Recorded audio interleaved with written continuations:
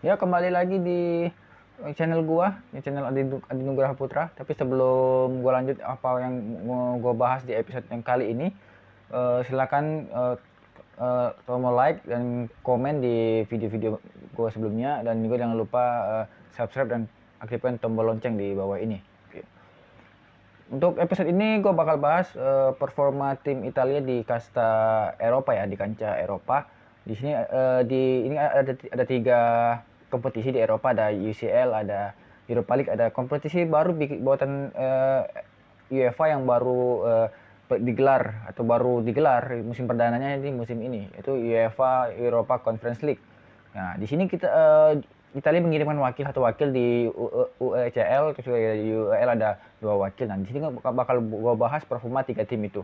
Untuk UCL gue nggak bakal bahas, kalian bisa nonton di video gue sebelumnya tentang peluangnya yang lolos gimana, tim apa yang bermain di sana gitu. Tapi gue lihat bersyukurnya tim Italia tidak ada yang kalah di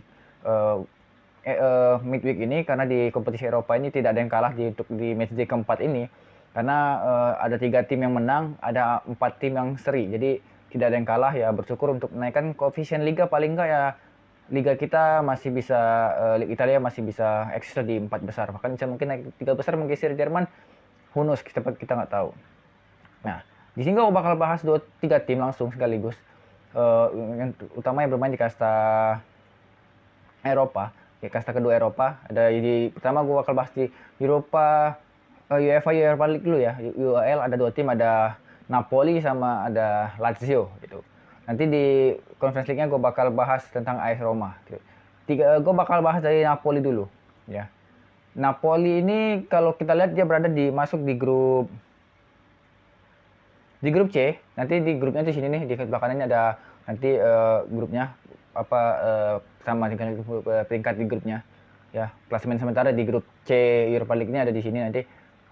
Dia dari pertemuan ini lawan Legia Warszawa ya, dia menang 4-1 back to back ketika main di San Paulo atau Diego Armando Maradona Stadium. Mereka menang 3-0, artinya mereka back to back menang 4-1 ya. Walaupun mereka masih berada di puncak klasemen ya, masih ada di puncak klasemen dengan 7 poin, terus Legia Warszawa dengan 6 poin. Artinya mereka dengan 4 kali main, si Napoli ini 2 kali menang, 1 kali seri, 1 kali kalah gitu.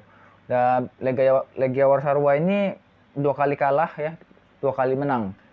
Di grup ini juga ada Leicester City ya, jagoan Inggris, udah juara FA Cup musim lalu di Inggris. Dia berada di peringkat ketiga gitu dengan poin 5. Dan ada Spartak Moskow ya, jagoan dari Rusia. Jadi emang di grup ini agak sedikit ketat, tapi ya kita tahu bahwa Napoli saat ini performanya di liga sangat-sangat menakjubkan ya. Baru kebobolan 3 gol, poinnya 31. Ini emang benar-benar Spalletti mengakomodir squad warisan dari Gattuso yang musim lalu finish di peringkat 5 ya. Ini juga tim yang sangat bagus, masih ada beberapa pemain yang musim lalu jadi andalan dipakai Spalletti di musim ini.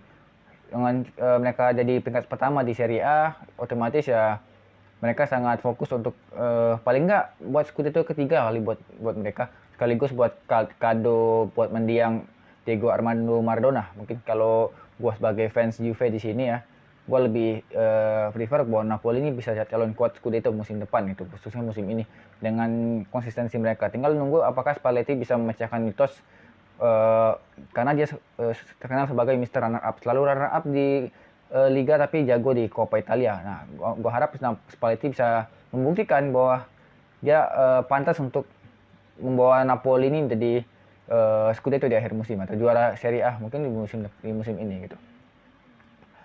Untuk kita lihat pertandingan selanjutnya dari Napoli ya. Napoli kan nanti untuk pertandingan di matchday kelima dia bakal menghadapi Spartak Moskow di Rusia. Karena di pertandingan di San Paulo di Naples mereka kalah 2-3 di Naples. Artinya itu satu pertandingan yang mereka kalahkan di pertandingan ini.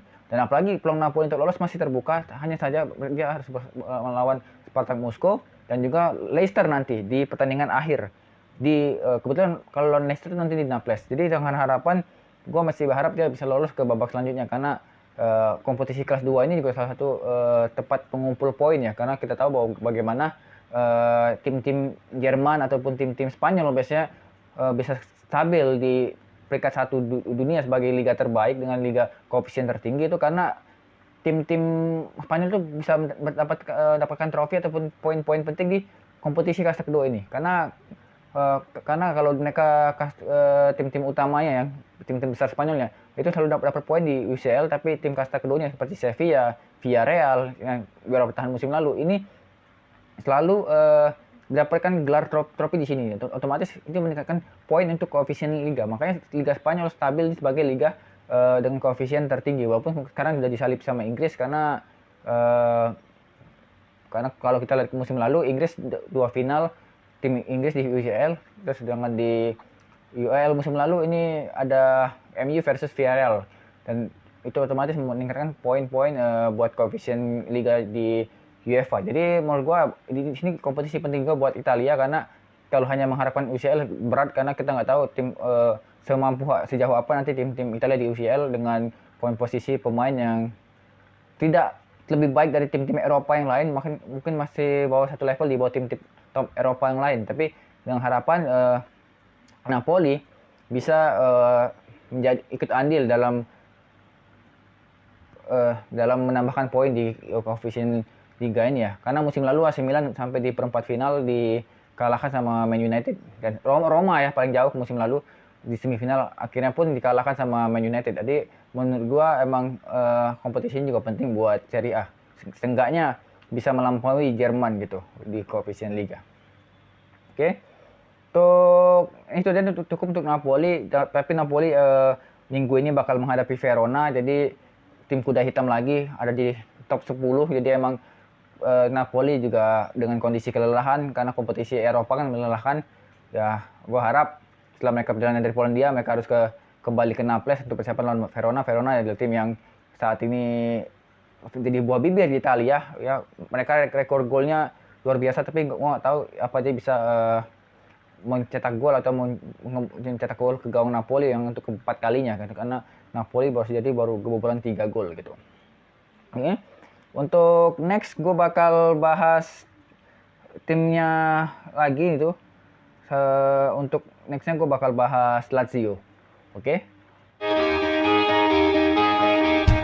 Tim selanjutnya Lazio yang bakal gue bahas kemarin peringkat 6 di musim lalu, di Serie A musim lalu. Dan musim ini juga sama pergantian pelatih dari Simone Inzaghi yang hijrah ke Inter dan mereka dapatkan sang peraih Scudetto terakhir Juventus ya. Dia lucky number 9 karena berhasil bawa Juventus untuk Scudetto ke-9 kalinya. Ya, Maurizio Sarri dengan Sarri Ball-nya, dengan Mr. Smoking di manapun yang dia mau, dia sering ngerokok gitu. Lazio sekarang tergabung di grup nanti di grupnya posisi di bawah ini, di samping ini ada grupnya ya, klasemennya. Dia satu grup sama Galatasaray, Olympique Marseille dan juga Lokomotiv Moskow. Ya kayaknya kalau lihat ya dari tim ini lagi-lagi ketemunya ada tim dari Rusia ya. Jadi emang tim Rusianya emang kayaknya sangat bersahabat sekali sama tim-tim Italia gitu di kompetisi Eropa. Kita lihat dari klasemen ya, kita lihat Galatasaray dengan 4 match itu poinnya 8, Lazio 4 match poin 5, Marseille 4 match 4 poin, terus Lokomotiv Moskow 4 game 2 poin. Nah, gue lihat dari track record 4 game Lazio di 4 match day ini. Match day pertama mereka kalah 1-0 dari Galatasaray bermain di Turki, terus juga menang lawan Lokomotiv di match day kedua di Olimpico Roma. Terus draw di Olimpico Roma 2-2 lawan Olympique Marseille, dan kemarin mereka draw lagi lawan Olympique Marseille di Velodrome di Perancis. Maka mendapat 5 poin. Nah, untuk next babak selanjutnya ini mereka bakal menghadapi Lokomotiv di Rusia, dan yang terakhir bakal menghadapi Galatasaray di match day ke-6 di Olimpico. Nah, cuman kalau gue lihat dari segi permainan hasil pertandingan Lazio saat ini mungkin dari after Lazio menghadapi Roma ya, abis Lazio menghadapi Roma itu kan penampilan Lazio sangat bagus sekali karena di partai derby bagaimana seorang Maurizio Sarri menunjukkan kepada Jose Mourinho bahwa ini derby dan gua akan membuat tim ini menjadi seorang raja di kota Roma gitu. Walaupun mungkin secara permainan agak sedikit tidak sempurna memainkan Saribol, tapi emang tim ini sangat-sangat kompetitif. Punya Pedro Rodriguez di kiri, ada juga Felipe Anderson, terus juga penyerangnya sang top skor dan juga El Capitano Ciro Immobile. Di lini tengah ini timnya sangat kompetitif karena masih ada pemain-pemain peninggalan Simone Inzaghi, ada Luis Alberto, ada juga Sergei Milinkovic ya, Savic itu juga bagus, terus ada Danilo Cataldi sebagai regista.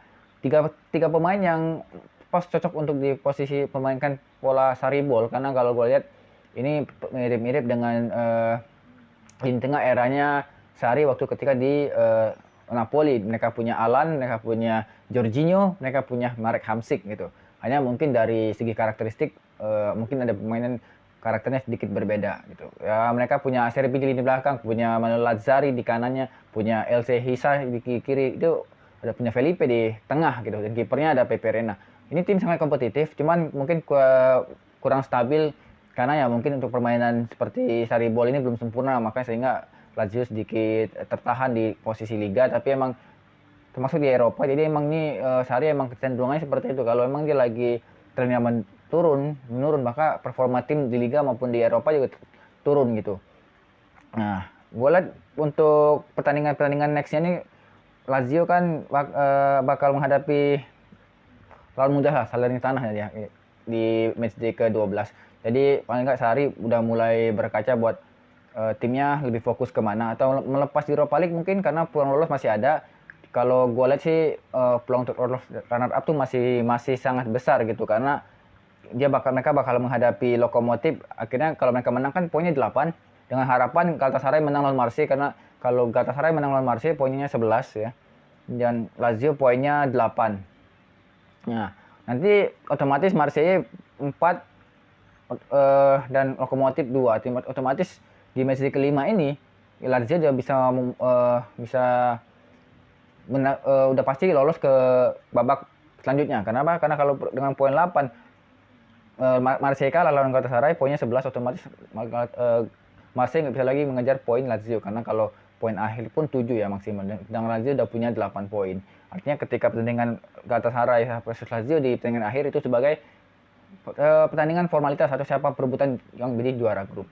Ya harapan gue tim Italia selalu lolos di fase grup, jangan sampai nggak lolos gitu.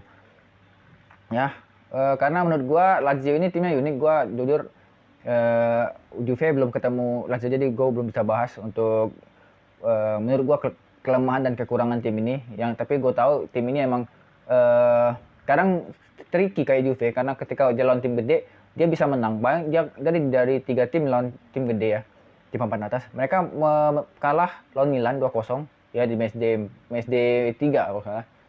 Tapi mereka bisa menang lawan Roma, terus juga menang lawan Inter. Ini juga sesuatu hal yang sedikit-sedikit aneh gitu. Jadi tapi mereka juga bisa kalah sama Verona, kalah 4-1.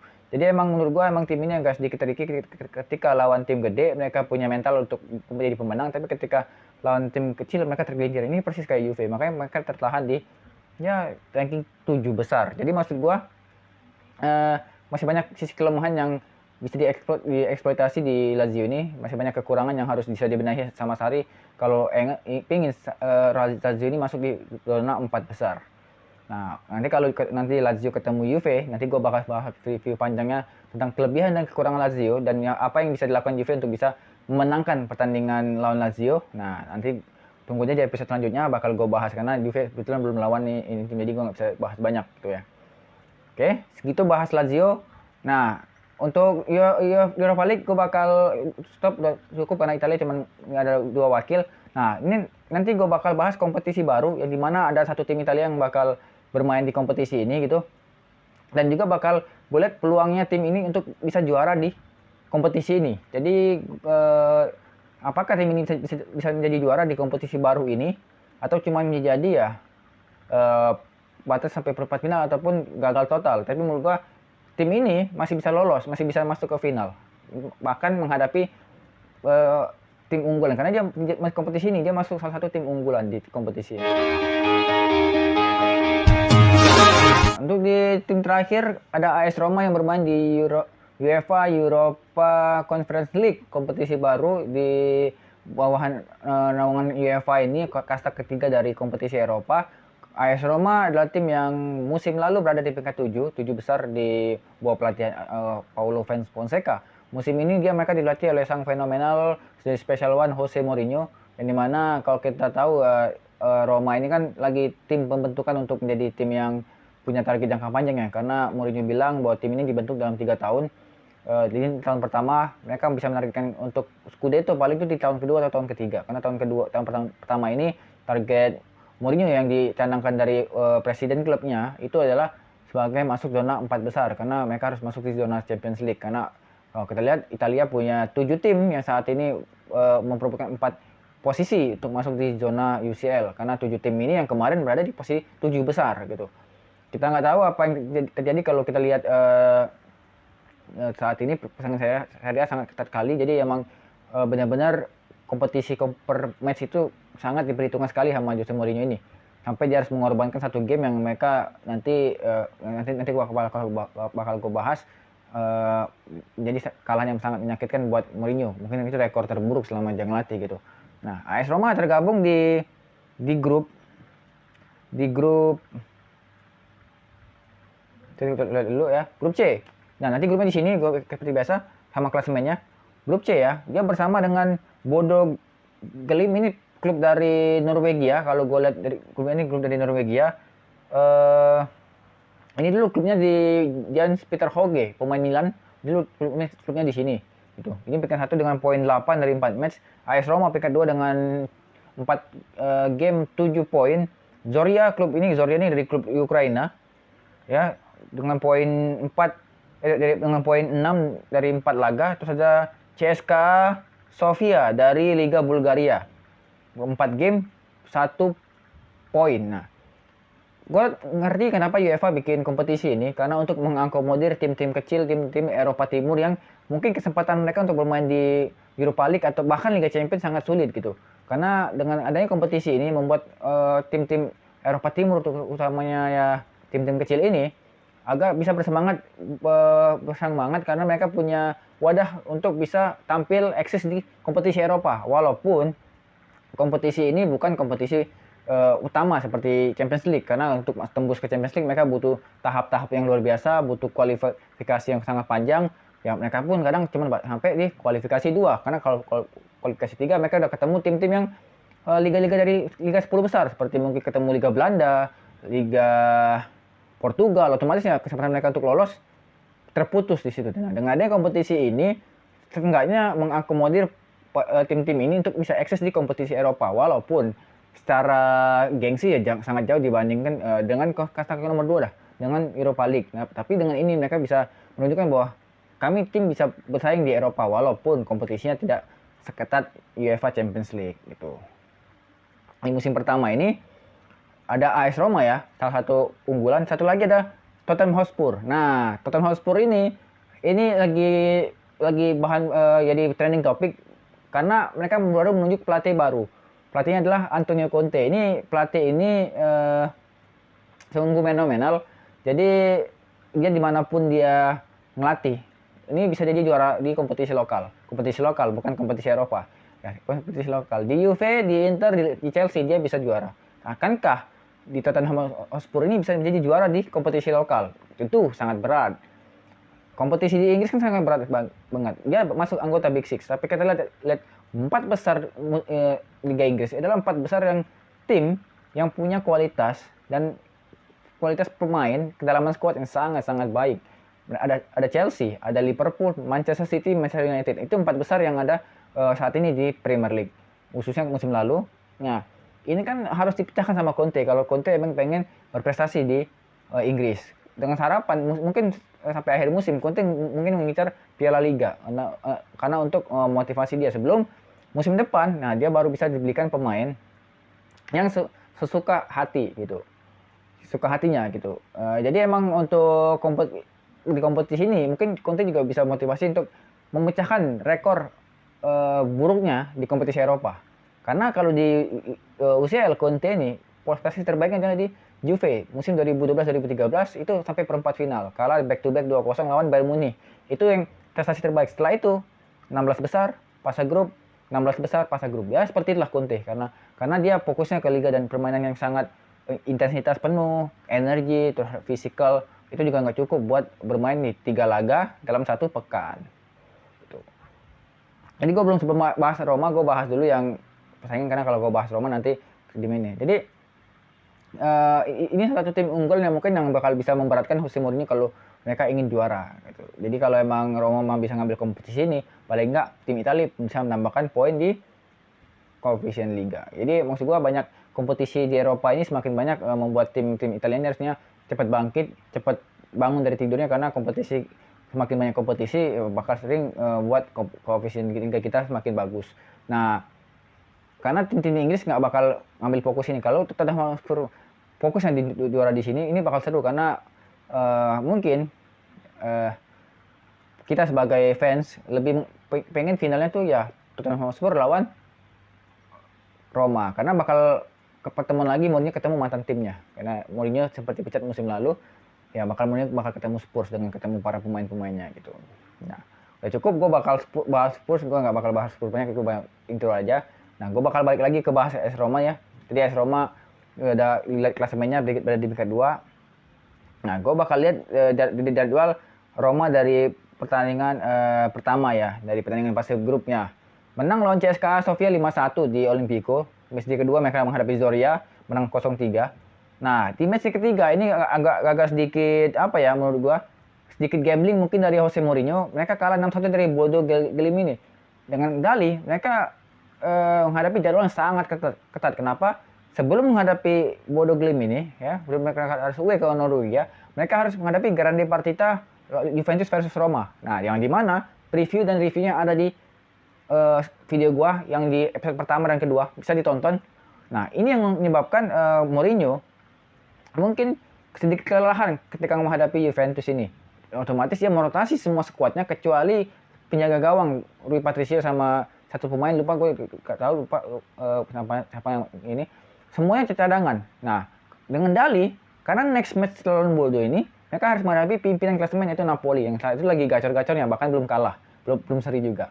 Nah, gue nggak ngerti mungkin maksud Mourinho adalah dengan merotasi pemain Roma ini agar bisa lebih fokus ke menghadapi Napoli. Nah, maksud gue harusnya skornya kalau sampai 6-1 kan ini sebuah hal yang bermasalah. Atau inilah yang bikin gue kenapa Roma ini kalaupun ingin untuk juara atau Scudetto ataupun masuk 4 besar masih sangat susah untuk masuk 4 besar. Karena kedalaman skuadnya nggak sangat timpang antara tim utama sama tim cadangannya. Itu udah gue bahas di review. Karena ketika Roma bergantian pemain, kita tahu di cadangan ini punya nama-nama yang baik, nama-nama yang cukup tenar, tapi kualitasnya tuh nggak jauh banget dari tim utamanya.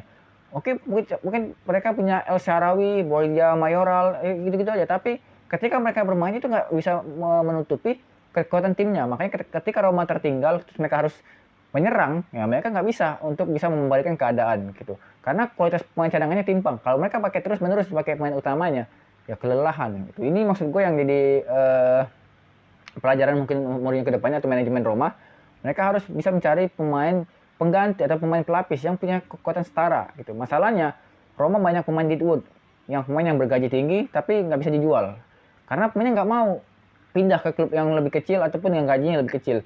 Jadi ini susah, ini nasibnya sama kayak Juve. Juve punya pemain yang banyak, pemain yang bergaji tinggi tapi kualitasnya sangat nggak banget untuk tim itu, mediocre lah katakanlah. Nah, Roma harus bisa bersaing, berpikir untuk merubah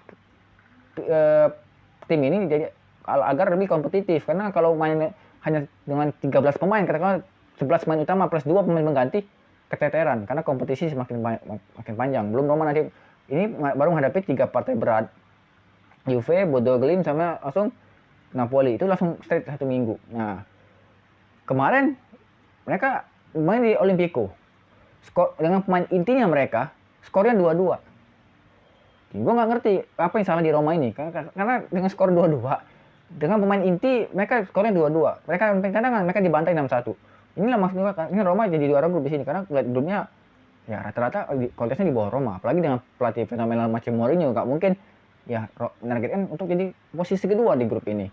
Mungkin Mourinho punya cara buat agar tim ini lebih kompetitif, atau mungkin apa masalah tim ini sehingga mereka susah menang lawan Bodo Glimt ini. Oke lah gitu, karena akhirnya Roma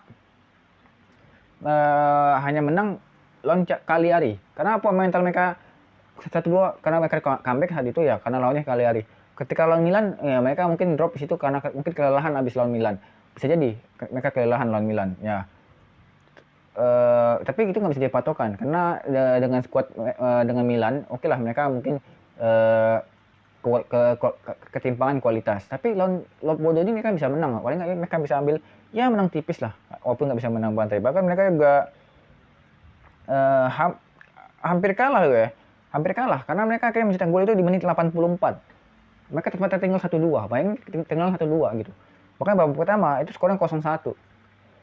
Itu gua nggak ngerti apa mungkin Mourinho sudah kehabisan akal untuk bisa membuat Roma ini menjadi bermain lebih baik, atau mental pemain Roma yang lagi drop ketika mereka habis kalah gitu. Seperti mereka kalah dari Juve dengan pemain yang baik, terus dibantai dengan pemain pelapis. Habis itu mereka pemain utama yang main lagi lawan Napoli draw, menang lawan Cagliari.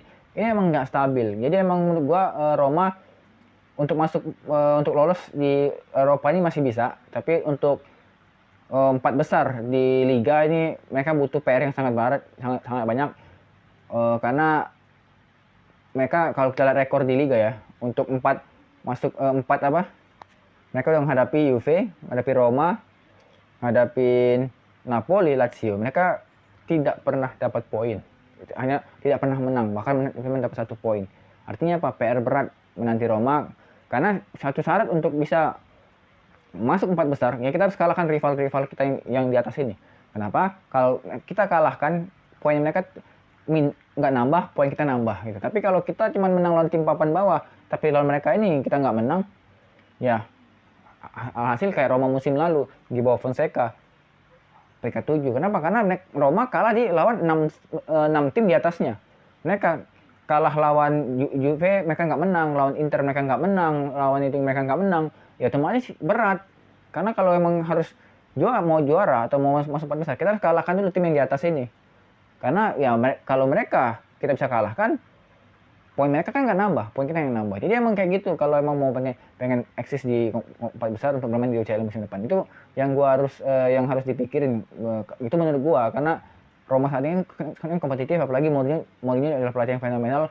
Gue yakin Mourinho bisa buat tim ini jadi lebih baik gitu.